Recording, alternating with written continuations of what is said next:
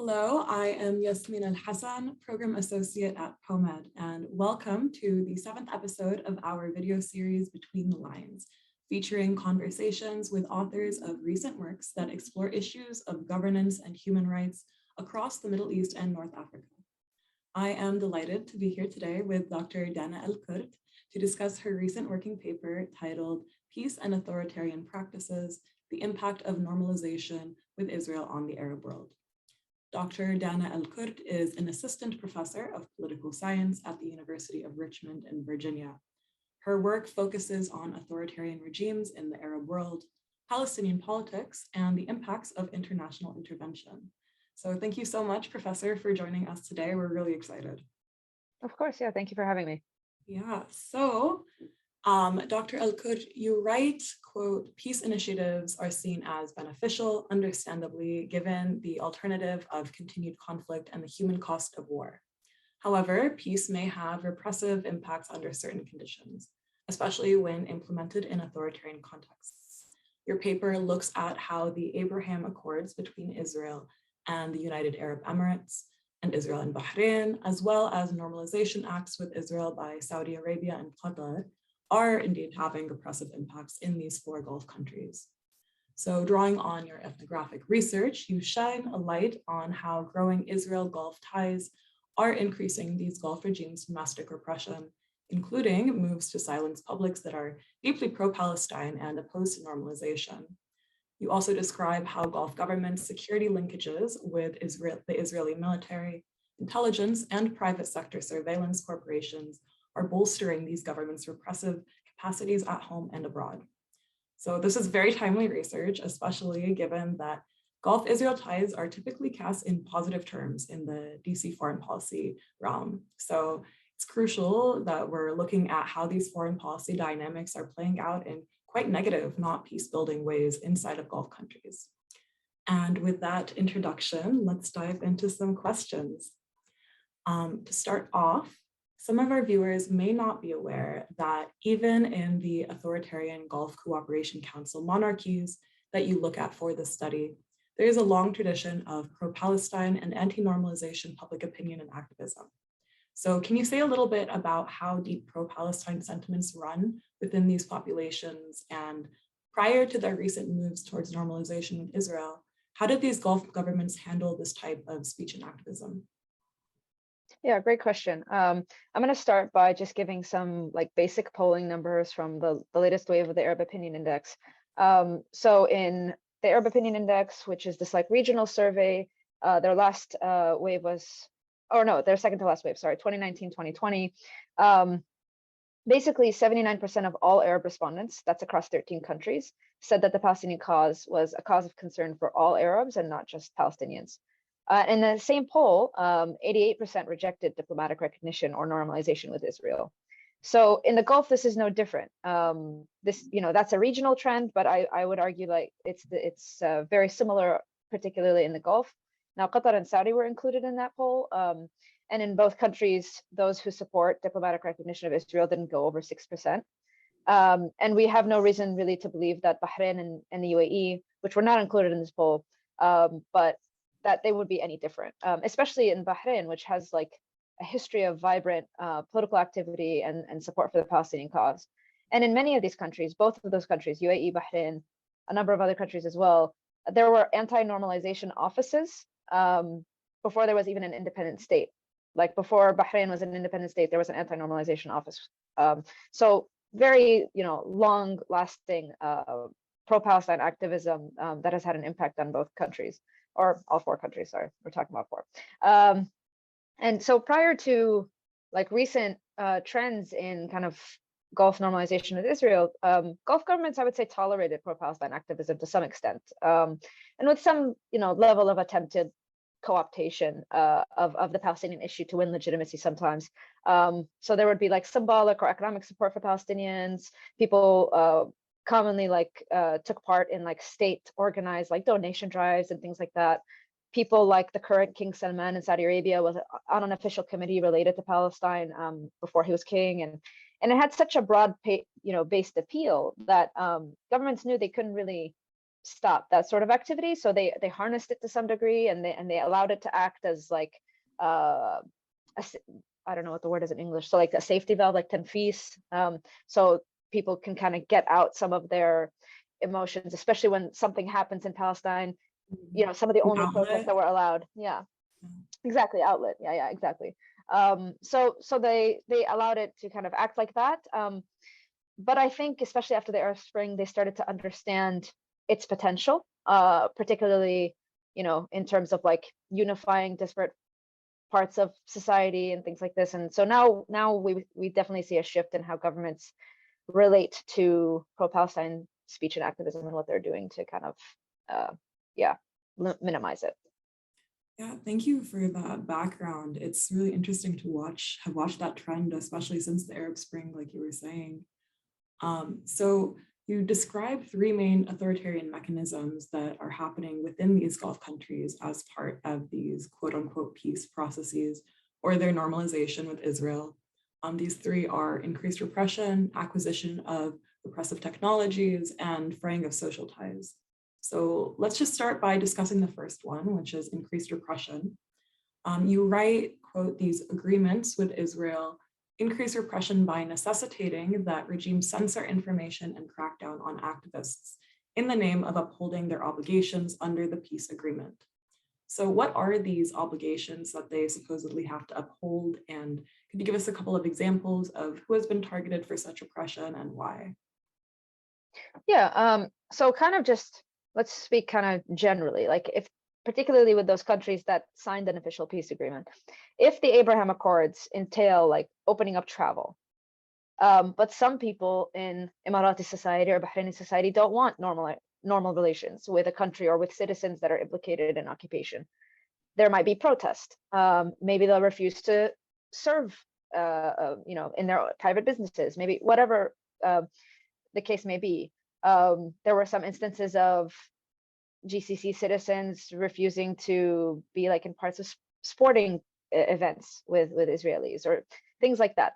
So that creates an immediate kind of friction between these governments and their societies. One example I give in the paper was in Bahrain, where in the aftermath of the Abraham Accords, the Bahraini Democratic Youth Society started this, you know, put together an online panel to discuss how they should oppose normalization. And they got a call like 5 minutes into the panel live from internal security to end the discussion.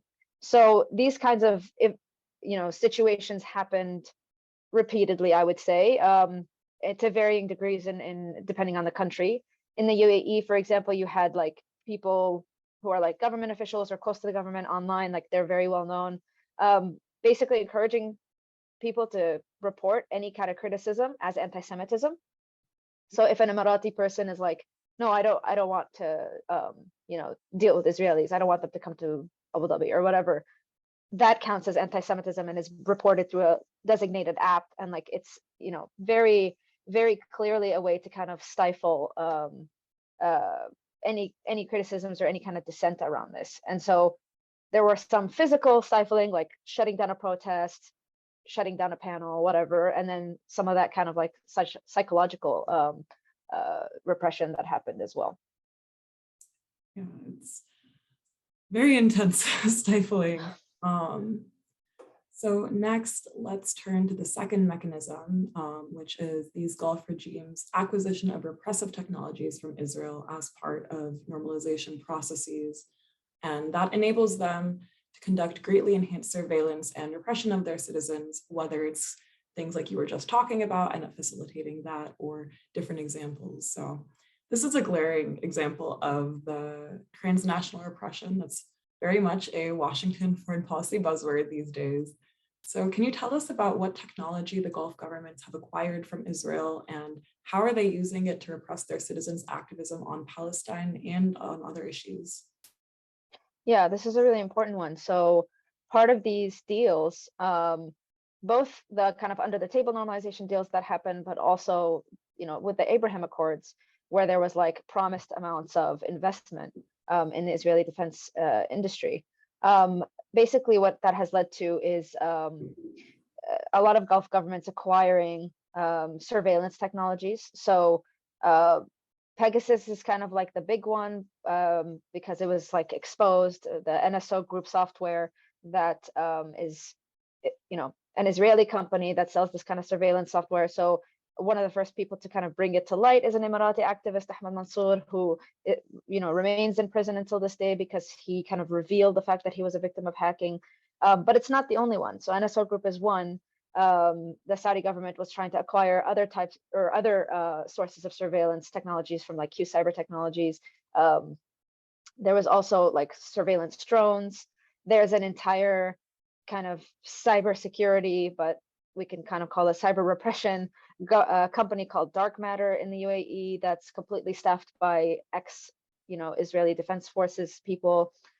So all of that is basically has an impact on the capacity of these governments to repress, to be proactively repressing, like surveilling, making sure like, to nip anything in the bud. Another example that is kind of close to my heart is Ala Siddiq, who was an Emirati activist. She was an Emirati activist around like political repression because her father was imprisoned. But when the UAE signed the Abraham Accords, she became an active member of the Gulf Coalition Against Normalization and was very vocal and things like that. And in the months leading up to her death, she approached people at like Amnesty and Citizen Lab and those who work on this kind of like hacking stuff. And it was found that she was actually the victim of surveillance through these kind of these technologies, these softwares, and they traced it back to Israeli software and a UAE government effort. So yeah, so those are just two examples, and they're like the most kind of well known, but we don't, the extent of that surveillance, how much it has a dampening effect on people's ability to express themselves, like it's really an open question. Yeah, I mean, those two are probably the most well known, like you said, but we really don't know how many people are being surveilled, which is quite scary. Yeah. So finally, the third mechanism, the fraying of social ties as a result of repression of anti-normalization activism. What does that mechanism look like on the ground? Yeah, this is an important one as well, because what I think that it speaks to kind of the long-term impacts of some of this. So some examples I give in the paper is that in Qatar, so a country that has not signed an official peace agreement with the state of Israel, but for periods of time, particularly during the Gulf crisis, were, signaling certain types of normalization and all of that. So in Qatar, university students at Qatar University were encouraged to report on one another. The ones that spoke to me said that the university administration was like preemptively repressing them, like because they had basically understood from the government, like this is the path we're taking now.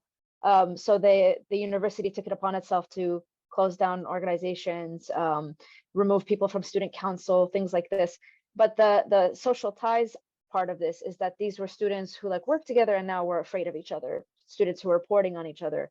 There were plainclothes policemen on campus. Like all of that kind of has an impact on people's trust in each other and their ability to get a clear sense of where society is around them, like what do people actually think, but also to work together for common objectives. So it really, I think, had an impact on that.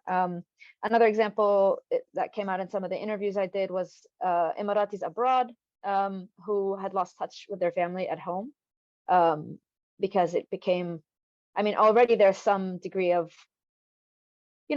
fear, like having an Emirati family member residing abroad, maybe being vocal about certain things, but this kind of clamped it down completely. So like you're tearing families apart, you're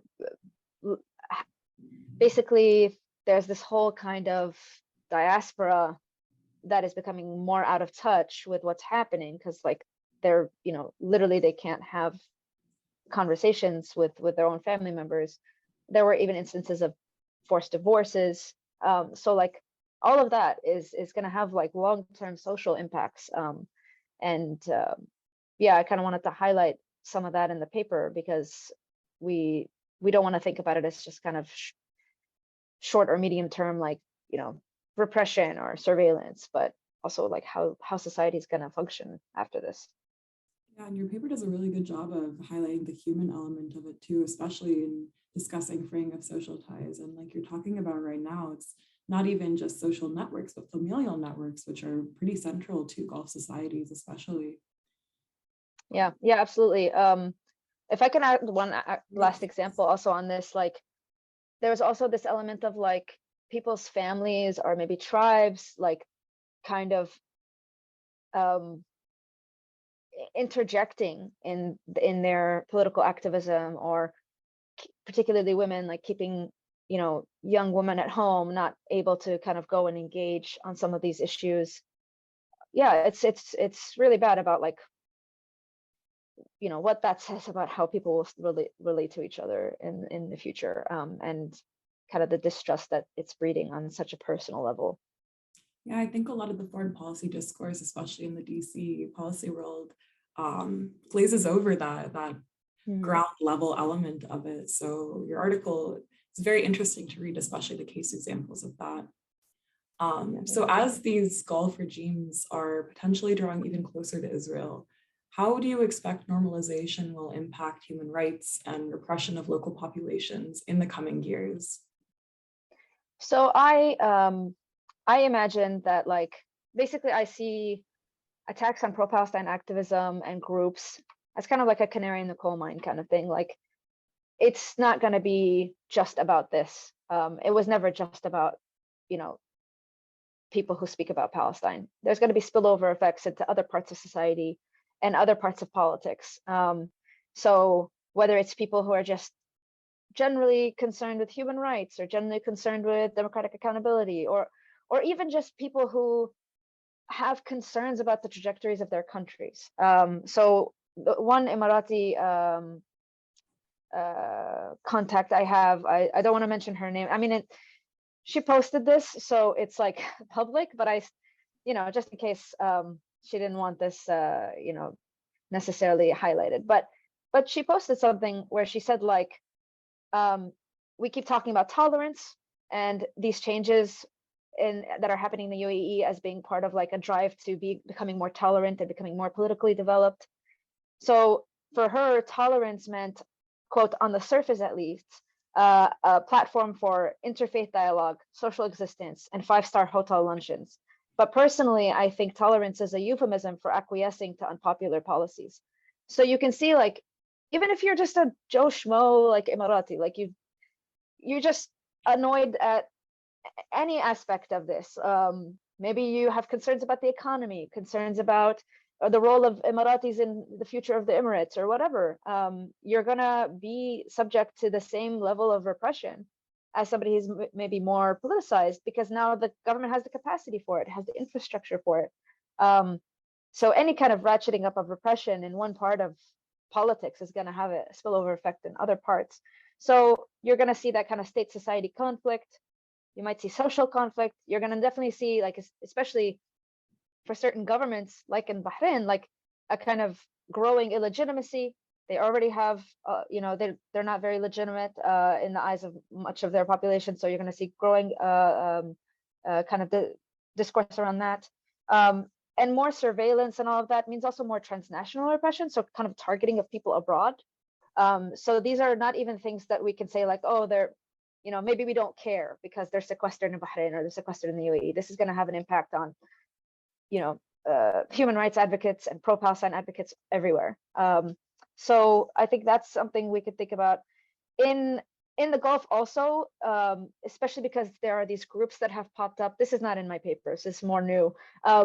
There have these groups that have been popped up that are civil society organizations essentially, but they're tied with the Israeli government, tied with people in the Israeli government or things like this. So there was like the Gulf Jewish Council, I think they were called.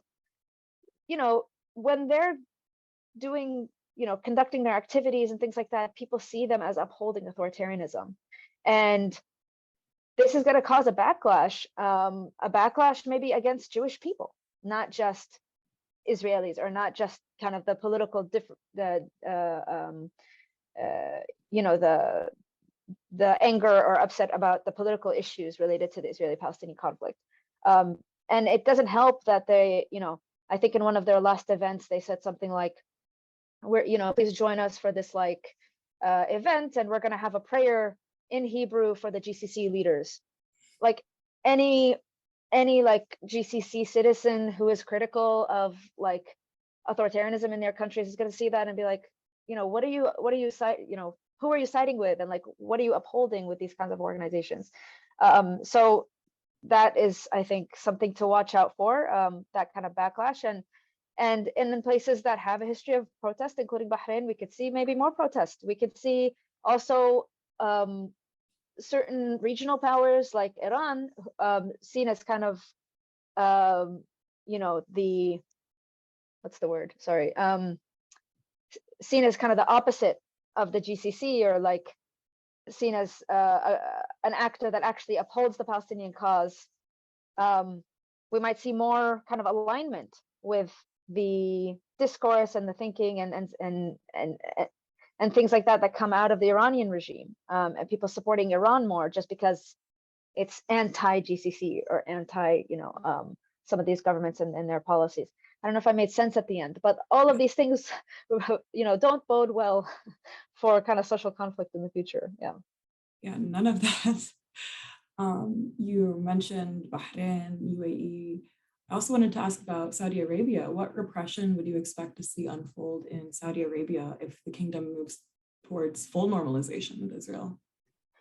So I don't think that, I might be wrong. We're always surprised, but I don't think that Saudi Arabia necessarily needs to move towards full normalization in the same way that the UAE and Bahrain did. I think they have military to military coordination. They have other forms of normalization that is enough to achieve, their objectives in pursuing that as a policy goal. But we have already seen, like, with kind of a shift, with under the new crown prince in Saudi Arabia kind of signaling a shift on the Israeli-Palestinian issue, like we've already seen kind of what that means. That means that pro-Palestine advocates are targeted alongside people who generally like support democracy and think that people should have a say in the foreign policies of their countries. We saw Palestinian activists targeted, Palestinians themselves living in Saudi Arabia, as well as those who support them.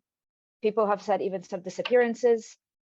So, I mean, we know that in Saudi Arabia there is more liberalization on some things. So normal people kind of feel more open in certain parts of their life, but that on the political end, there's a huge crackdown. I can't remember her name, which is really embarrassing, but Sarah something, a recent Saudi PhD student from Leicester, I think University, I can't remember, Leeds or Leicester.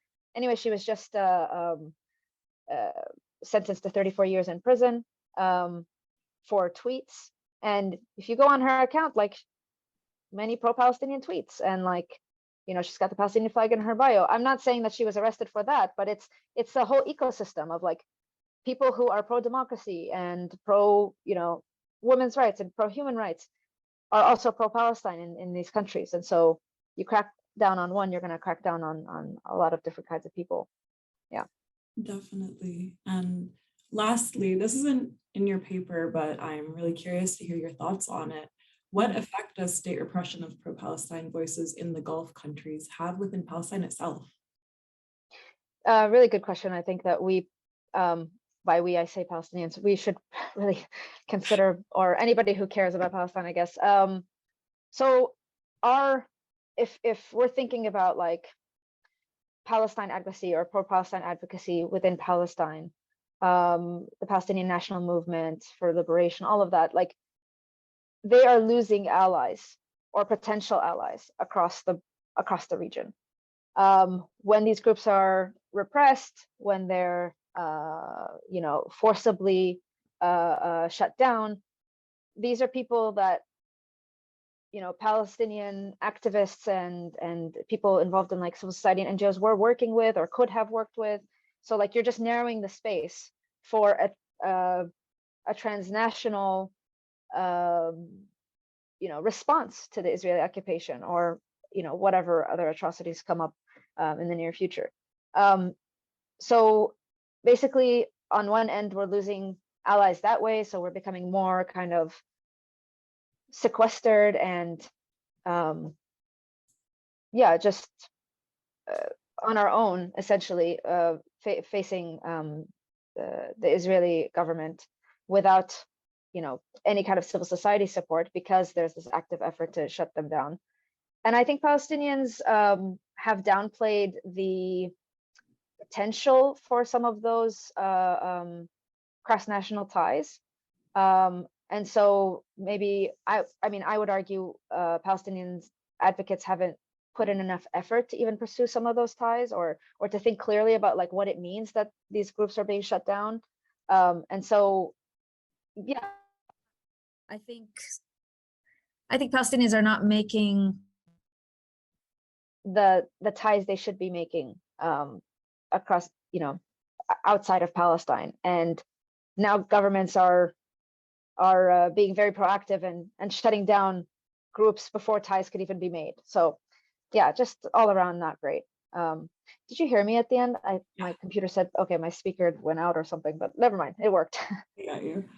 No, thank you for answering that. That's really, really interesting to hear your insights. Your paper generally, I think, fills a really important gap in the recent scholarship following the Abraham Accords, especially. So thank you so much for your contribution in the academia, in the policy world. I think thank you so much. The paper was super fascinating to read, and this has been really valuable and insightful for all of us. So thank you so much for your time and for sharing your thoughts. I have been here with Professor Dana El Kurd discussing her article, Peace and Authoritarian Practices, the Impact of Normalization with Israel on the Arab World. Thank you so much, Professor. Thank you for having me.